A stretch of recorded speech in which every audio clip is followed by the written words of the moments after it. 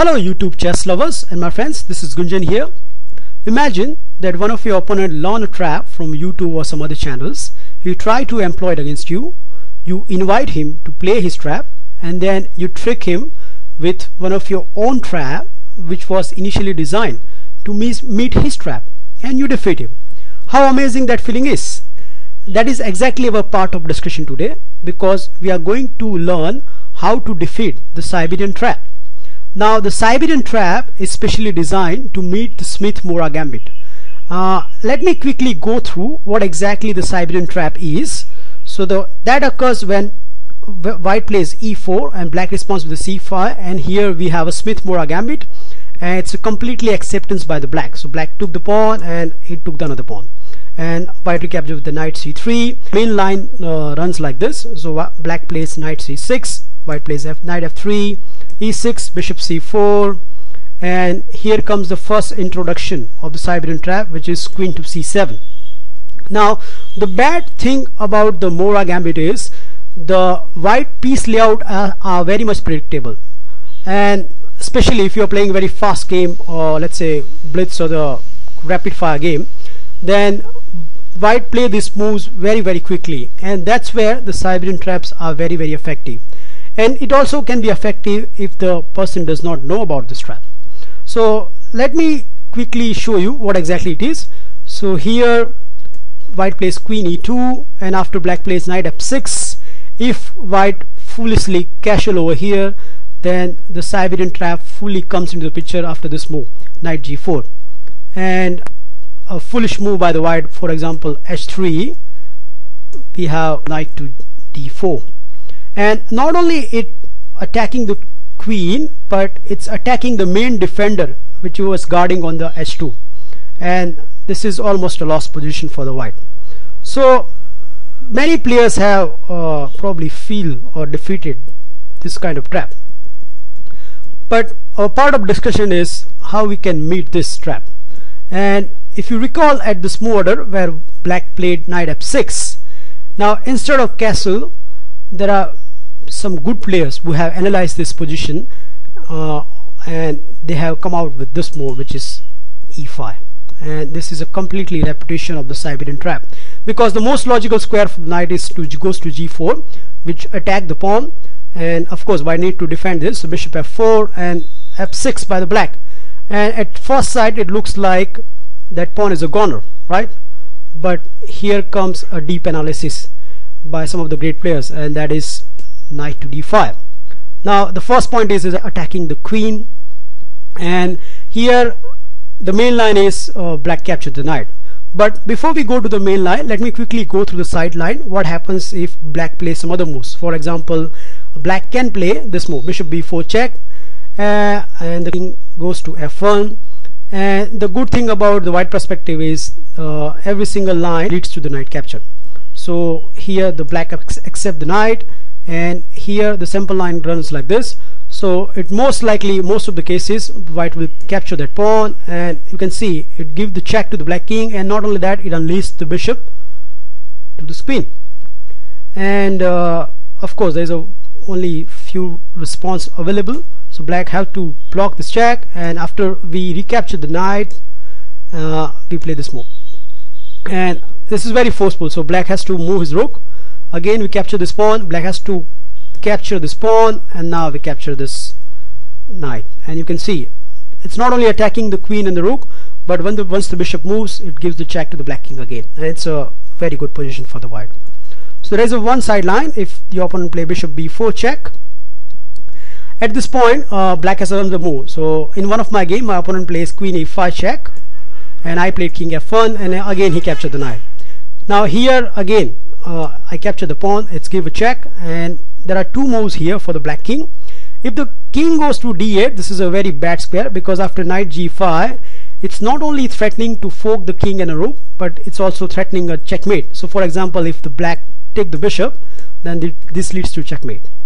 So my opponent played king to f7, and I played knight check, he played king takes f6, and then I grab this knight. Now it's very tempting for my opponent, because this bishop and the queen is on the same diagonal, so he played d6, but after a few calculation I took the pawn with a check. He recaptured the knight. I play this check, he goes away, I give this check, and after the rook check he blocked with the bishop, and finally I took this pawn. And look at this position. It's very dynamic position for the white.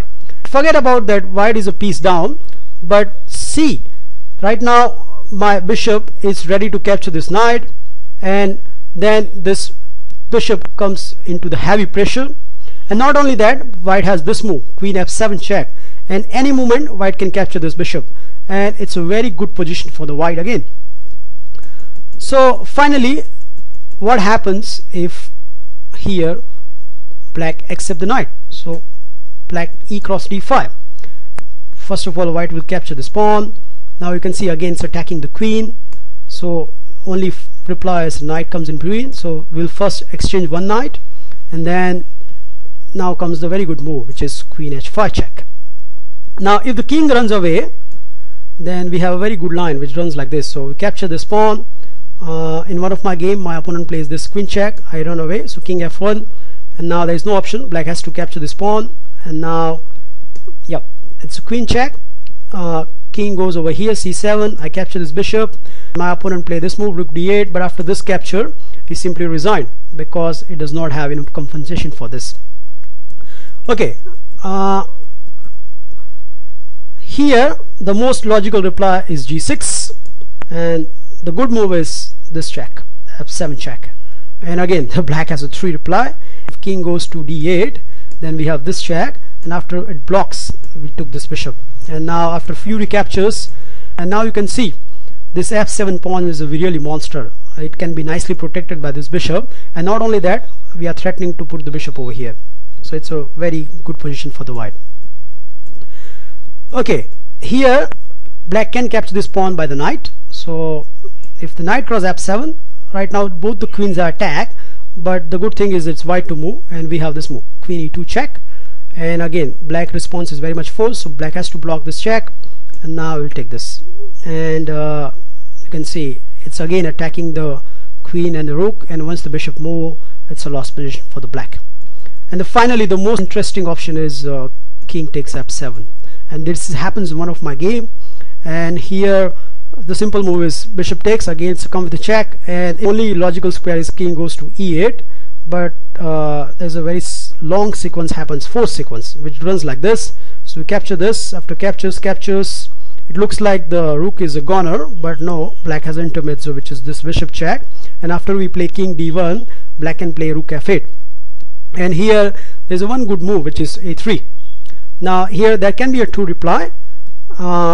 If my opponent played this move, which is rook f5, then the line goes like this, so I will capture that bishop, and once the black recapture, we'll play rook e1, and the most logical is d6, opening up the diagonal for the bishop, but then we can play king d2, and if the opponent play king to d8 trying to go away from the pin, then we can capture this rook, and after we put the rook to e1, it's not only attacking this pawn, but you can see the retarded position of the black pieces, and especially the weakness on the b7, and that will be a good game for the white over here. In my game, my opponent played this move, he retreated the bishop back to a5, and I attack it again. So my opponent played bishop b6, and now I played this very good move, which is rook to e1, and my opponent took the pawn, he attacked my rook, so I played rook to e4, and my opponent doesn't come out with any good move order, so he finally decided to go away from the discover check by playing king to d8, but after bishop d6 he played this horrible looking move, rook f5, and it's mate in 6 now. So I played this bishop check, and my opponent was dancing like Michael Jackson, so he played king c7, and I played this check, he run away, I give this check, he run away, I give this check, and after he capture I give this check, and finally when it goes to the corner I checkmate him. See, this kind of fun you are getting in this kind of trappy lines, and you can shock your opponent, especially if you know they are going to play the Siberian trap.